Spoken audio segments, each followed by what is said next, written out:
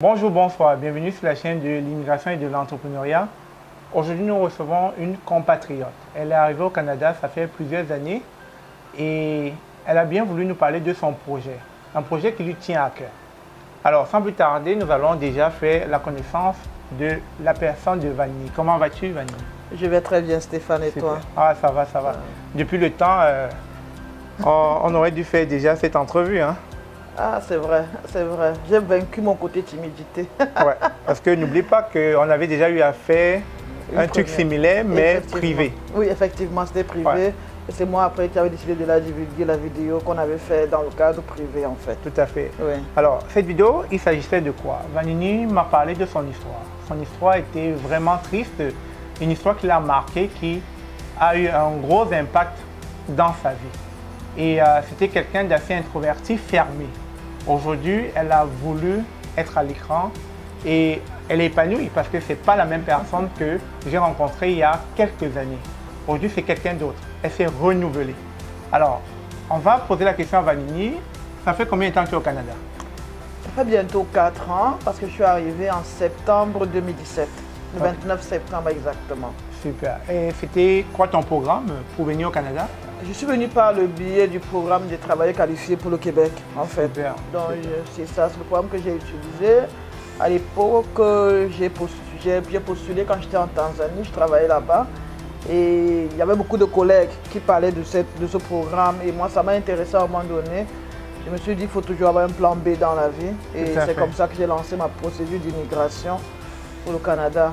Donc, tout simplement, c'était ça, la base, oui. Super. Donc, tu arrives comme résident permanent. Oui, effectivement. Donc, du coup, ton intégration est facile. Tu peux trouver un travail, en fait. Oui, mon intégration au Canada a été facile. De ce côté-là, moi, je n'ai pas eu de problème particulier. Moi, je trouve qu'il y a eu une très belle intégration. Super, super. Ouais. Alors, donc, comme ça, tu arrives au Canada, ton intégration est facile, mais néanmoins, tu n'es pas épanoui. Oui. Tu vis de manière cachée, tu vis de manière introvertie. Et je vis très mal, il faut le dire. Je vis comme un fantôme, en fait, parce que j'étais comme l'ombre de moi-même depuis des années. Et bien que mon intégration soit bien passée, mais personnellement, j'étais très mal à l'intérieur, en fait. J'avais très mal, en fait, je me sentais très mal, tout simplement. Tout à fait. Et je profite pour dire que je l'ai rencontrée dans un groupe. Néanmoins, elle était introvertie, mais ça n'empêchait pas qu'elle allait dans des groupes Facebook pour pouvoir être au parfum de sa communauté. Et c'est de là où je fais sa rencontre. Mais alors, Vanini, justement, aujourd'hui, tu as changé. Tu es rayonnante, tu es très belle. Mais d'où est partie cette envie de vivre de nouveau? L'envie de vivre de nouveau, ça c'est un désir profond que j'avais en moi.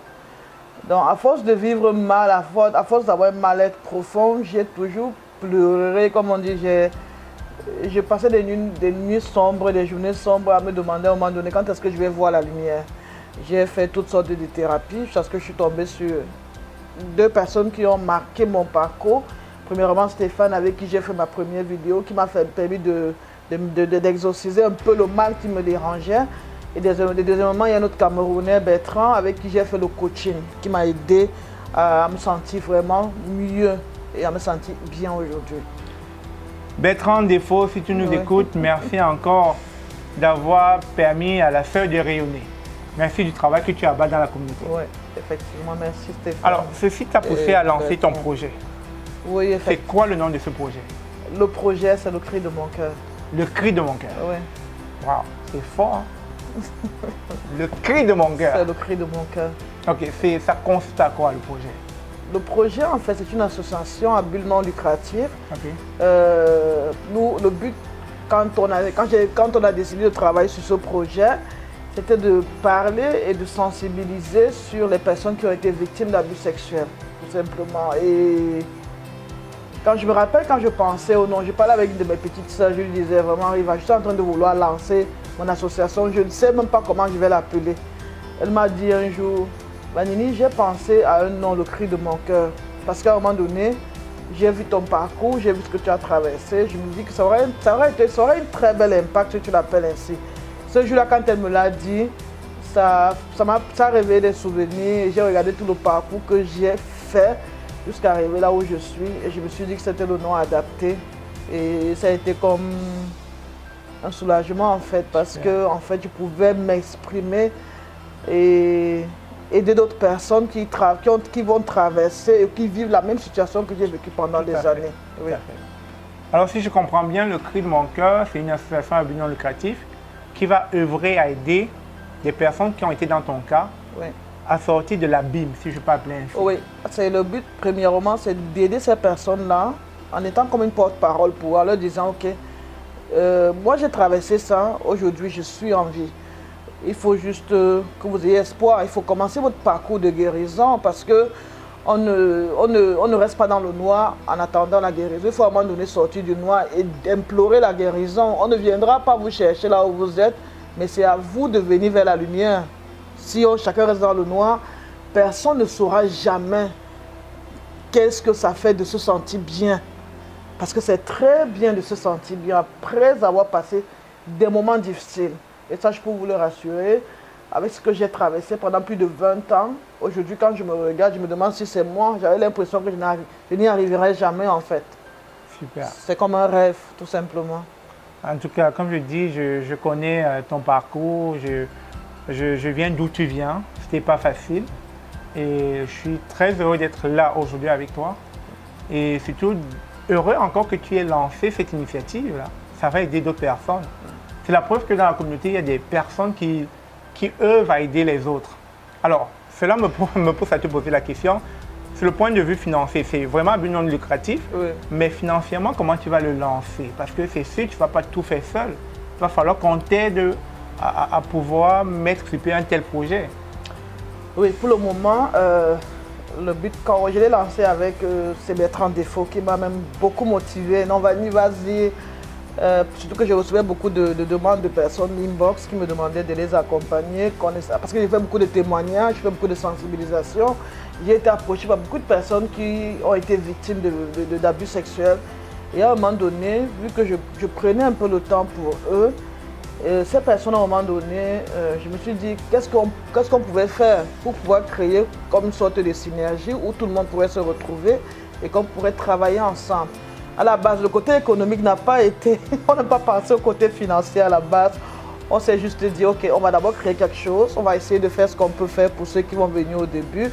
Et avec le temps, on va essayer de trouver des moyens pour essayer d'attirer les fonds. C'est ce qu'au début, c'est avec des fonds personnels qu'on le fait. On essaie de faire ce qu'on peut avec les petits moyens de bord.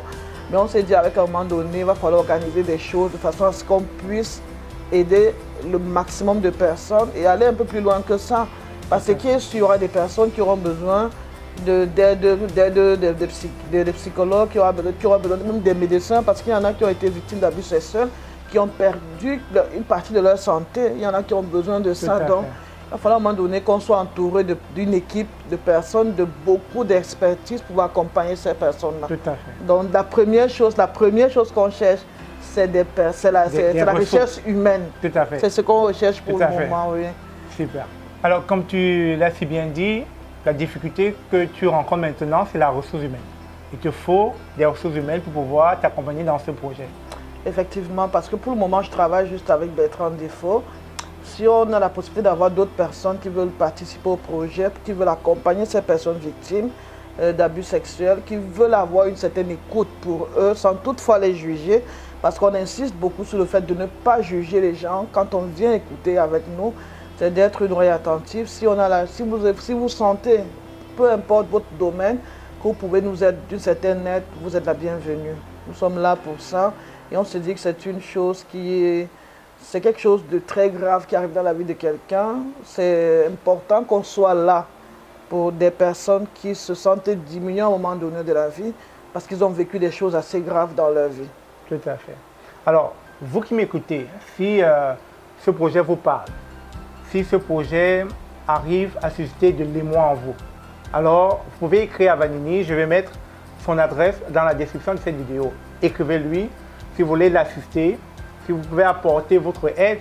Je pense que ça ne sera pas de refus. On a besoin de vos mains, on a besoin de vos énergies, on a besoin que ce projet puisse aller aider d'autres personnes qui se trouvent en difficulté. Effectivement. cette communauté en a réellement besoin. Est-ce que Vanini a quelque chose à dire avant que nous puissions conclure cet entretien? Ce que je peux dire, c'est... Moi, je remercie tous ceux qui m'ont accompagné pendant mon parcours.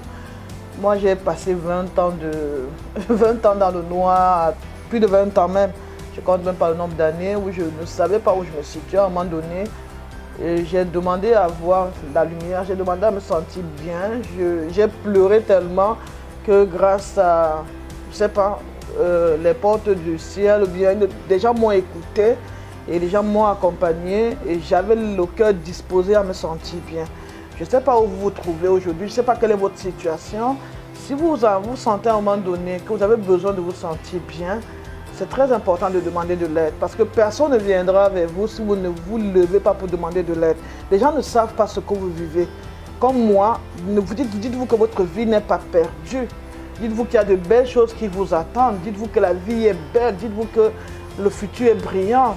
Donc, peu importe votre situation, je ne connais pas ce que vous avez traversé. Dites-vous qu'il y a de belles choses qui arrivent. Moi, je vous transmets juste un message d'espoir, un message d'ouverture d'esprit. Ne vous renfermez pas. On a l'habitude de dire chez nous que le psychologue, le coach, c'est pas bien. Il y a de très belles choses derrière le psychologue. Moi, j'ai été aidé par des psychologues, par un coach. J'ai été aidé par des amis parce que j'ai, à un moment donné, demandé à être aidé. Donc, pour que vous vous sentiez bien, n'ayez pas honte de demander de l'aide. Si vous avez honte, personne ne sera là pour vous. À un moment donné, mettez la honte de côté, levez-vous et battez-vous pour votre avenir. Vivez. Vivez comme moi, tout simplement. Vivez. C'est la seule chose que je peux vous dire. Ayez espoir et vivez. La vie est très belle. La vie est tellement belle que ce serait de la gâcher que de rester à pleurer et à ignorer toutes ces belles choses qui sont à l'extérieur. C'est tout ce que je peux vous dire. Alors, sur ces mots, merci d'avoir suivi. On dit très souvent que ce ne sont que les autres qui ont besoin d'aide. Peut-être nous en avons aussi envie. Peut-être nous avons aussi besoin. Et n'hésitez jamais à aller vers d'autres personnes si vous sentez une certaine difficulté.